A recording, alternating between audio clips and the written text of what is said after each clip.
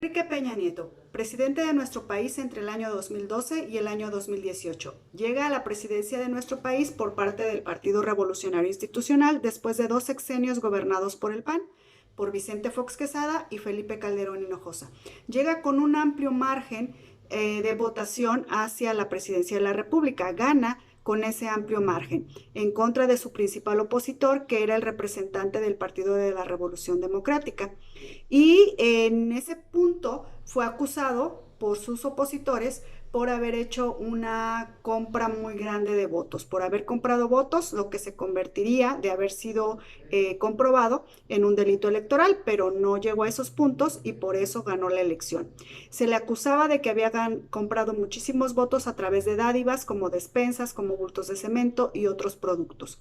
Tuvo que sortear un gran movimiento en su contra, representado por jóvenes, llamado Yo Soy 132, durante toda su campaña y al inicio de su sexenio.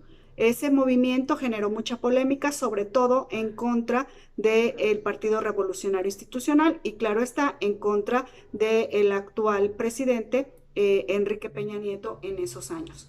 En ese punto, al siguiente día de tomar protesta como presidente de la República, tiene un gran acierto, algo que va a ser favorecedor para su sexenio y que va a ser recordado precisamente por eso, de haber logrado hacer una negociación muy importante con los 3 principales partidos del país, que en ese momento eran PAN, PRI y PRD, y más adelante se suma el Partido Verde Ecologista, en la firma del llamado Pacto por México.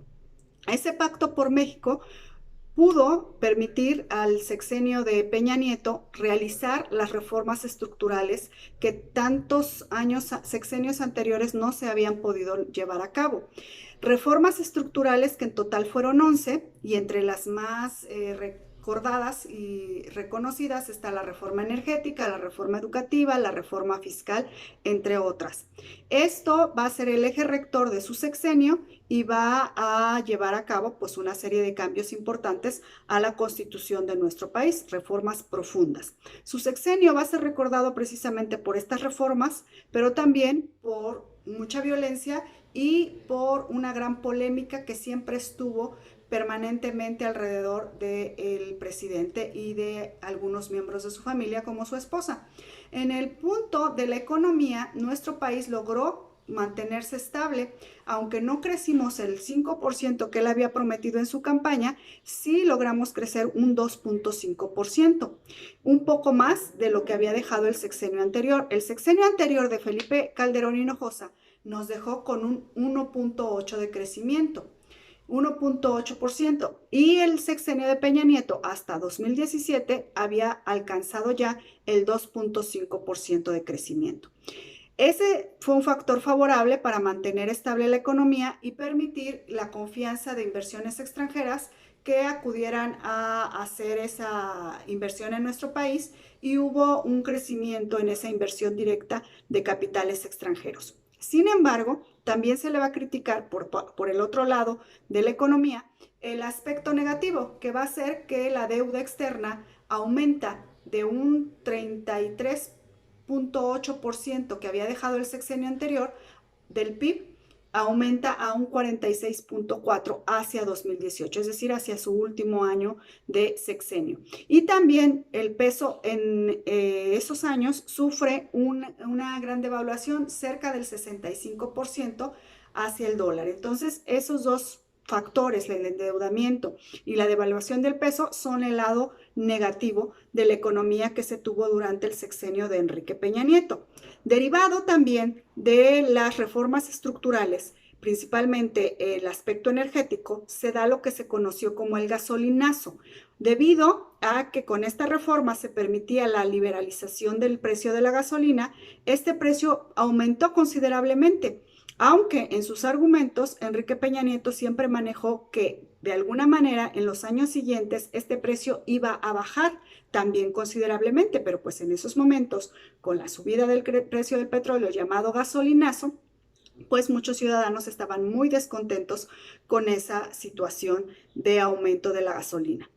En el punto de la reforma educativa se dieron una serie de acciones en la que la ley educativa estaba manejando que con esas reformas se pudiera acabar con la corrupción en la educación, con la corrupción más que nada dirigida y precisamente dirigida hacia el aspecto de la no compra de plazas y la no venta de plazas, claro está, y la no herencia de esas plazas.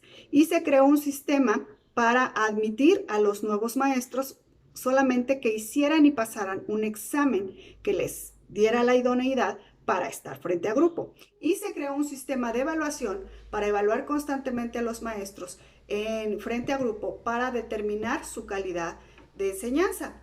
Muchos maestros estuvimos dispuestos a hacer esas evaluaciones, obtuvimos resultados muy favorables y eso pues obviamente pretendía elevar la calidad educativa. Pero muchos otros maestros agrupados en algunas organizaciones no estuvieron nada a favor de eso, de esa reforma.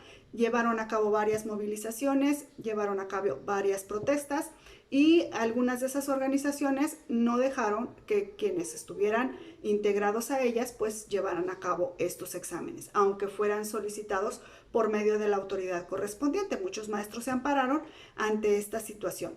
Y bueno, todo eso se quedó ya en el sexenio de Enrique Peña Nieto, porque en el sexenio actual esa reforma fue derogada, está ya sin acción, ya quedó sin efecto y la nueva modalidad, la nueva reforma que implementa este sexenio, pues es buscar que quede el Estado hasta antes de la reforma de Peña Nieto, aunque se tomaron algunos elementos que posiblemente los gobernantes actuales consideraron que pues sí eran favorables, como la actualización y capacitación de los maestros a través de cursos en línea por medio de diversas plataformas, como por ejemplo las que nos pueden otorgar a través de una plataforma denominada COSDAC a los maestros de educación media superior, y que podemos tener acceso por medio de esa plataforma, muchos maestros, a tener cursos en línea, a tener cursos a distancia que nos ayudan a mejorar día a día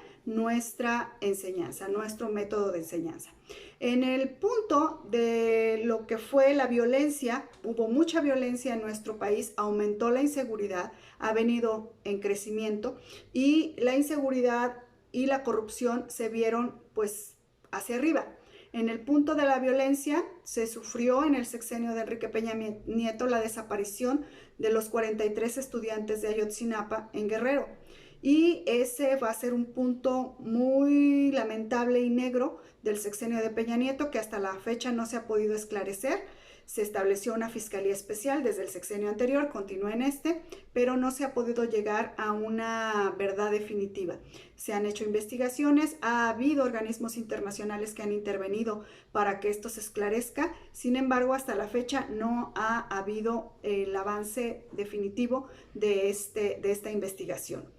Se da también, principalmente al cierre de este sexenio, una serie de acusaciones a gobernadores que estuvieron en su función durante el sexenio de Peña Nieto, principalmente emanados del Partido Revolucionario Institucional, que son acusados y que se les dio orden de aprehensión, algunos de ellos ya capturados y en proceso por estos actos de corrupción de los que se les acusa.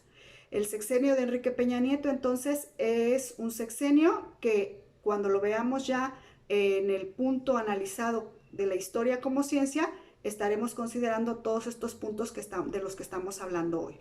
Con el sexenio de Enrique Peña Nieto estamos terminando el análisis de los sexenios contemporáneos, que abarcaron desde 1940 hasta la actualidad y que así nos lo marca el bloque 5 que estamos analizando en esta materia de Historia de México 2. Con eso cerramos este bloque y es importante y fundamental, como se los he dicho siempre en clases presenciales y a través de estos videos, que nosotros sepamos de lo que ha sucedido en nuestro país para poder y formar nuestro propio pensamiento crítico, nuestra propia reflexión acerca de lo que ha sucedido. Saber lo que ha sucedido nos va a permitir ser mejores ciudadanos, nos va a permitir tomar mejores decisiones. Con esto cerramos y muchísimas gracias por su atención durante todo este proceso a distancia que hemos tenido que pasar por la pandemia del virus COVID-19. Gracias.